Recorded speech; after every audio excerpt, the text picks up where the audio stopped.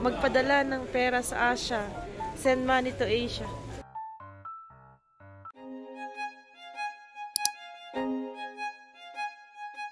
Hi everyone! Kamusta kayong lahat? Welcome to my YouTube channel, Bibi and Casey, where I share my experiences as Filipina living in South Africa. Ngayong araw ay papunta kami sa Johannesburg kung saan matatagpuan ang Chinatown dito sa South Africa. Mula kung saan kami nakatira ay 1 oras ang biyahe papunta dito. At ganito ang makikita nyo agad sa bungad, yung kanilang arko ng Chinatown, Johannesburg, South Africa. Medyo maulan ngayong araw na ito. Dumiretso na agad kami dito sa Chinatown at mayroon nga kami ditong pakay. Dito kami mamimili ng bigas, mga gulay at isda dahil mas mura dito ng konti kesa doon sa mga Asian store na malapit sa amin dahil dito rin sila kumukuha ng kanilang mga paninda. Hindi naman kami dito every day or every week pumupunta dahil nga malayo rin 1 oras din ang biyahe. Kaya lang kami narito dahil nga naubusan na ako ng bigas. So yung aking bigas na 1 sako, yung 25 kilos, ay tumatagal siya sa akin ng mga 3 hanggang 4 na buwan dahil ako lang naman talaga ang kumakain ng kanin sa bahay. So ang ginawa ng asawa ko pag nauubos, dito kami bumibili at ng mga gulay at isda na rin tuloy para sulit ang pagpunta. And then ayun na nga, nagpagupit na rin ako dito at pa-Valentine's din akin ng asawa. Dahil nga Asian sila, kabisado nila yung texture ng buhok ko at ang gagaling din talaga nilang gumupit. Kaya dyan na rin ako pinaggupitan ng aking asawa. At ito naman yung pinakamalaking tindahan dito sa Chinatown o sa Geraldine. Ang tawag dito ay CJ Beach and Fruits.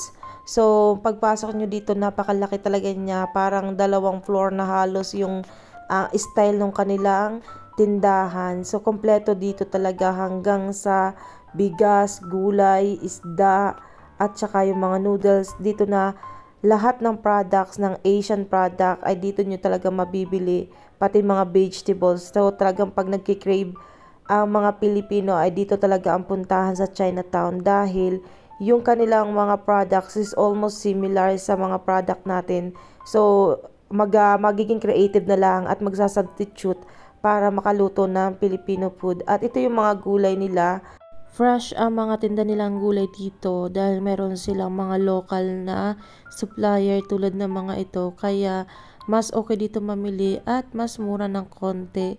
At syempre yung mga Asian vegetable na wala sa market nila dito ay dito tayo makakabili sa Chinatown.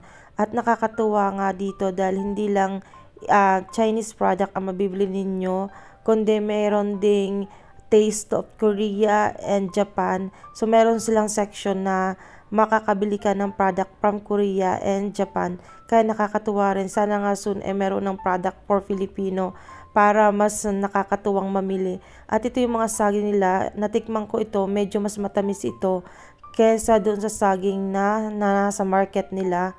And meron din silang dragon fruit at iba't iba pang product. At kung talaga nagki-crave ka ay makakahanap ka dito. Ang mga produkto na galing China ay halos kaparehas ng mga produkto din natin sa Pilipinas. Tulad nitong magic sarap. So ito ay magic sarap pero iba lang ang nakasulat. Pero the same sila. So pwede na yung alternative natin na pampasarap ng ating luto, okay? Diba? Tapos meron sila dito mga pangsigang, may mga pang-curry, halos ay similar din lang ng mga produkto natin. Kaya pag naho-homesick na talaga ako, kailangan ko na pumunta dito at mamili ng mga produkto or mga pagkain para naman kahit papaano mawawala yung aking pagiging homesick. Ayan, meron sila ditong dilis, may hipon, may alimango, may iba't ibang isda din, may pusit. Pero hindi ako kumakain ng mga yun. So, kinuha ko lang dyan yung dilis. Naghahanap nga ako kung mayroon din silang bangus dahil kung may bangus talaga ay nakukuha talaga ako. Tapos ito marami sila dito mga chilies, mga may bay leaves, yung mga pangkaraniwan na panlahok.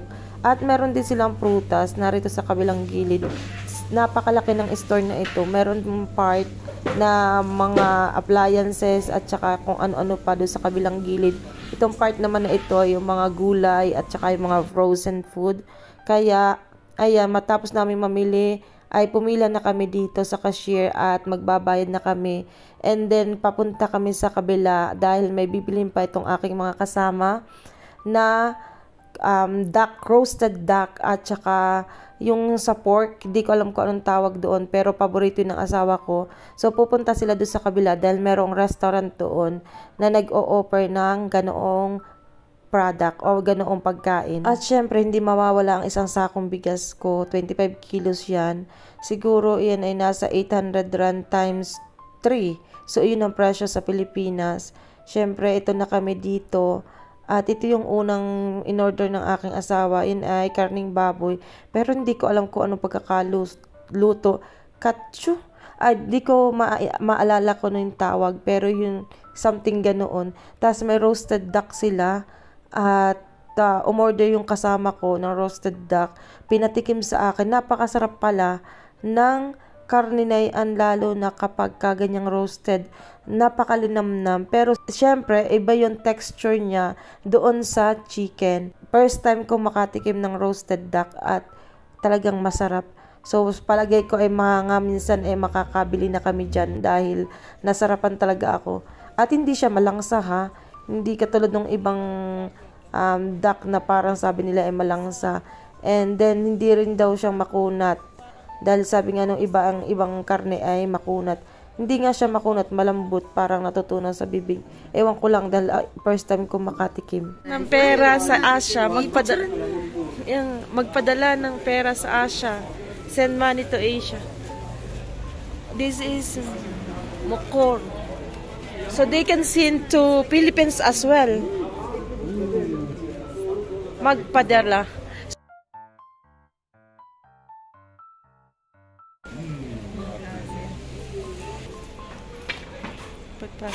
We have idea as well. So when a Filipino asks me, they can come and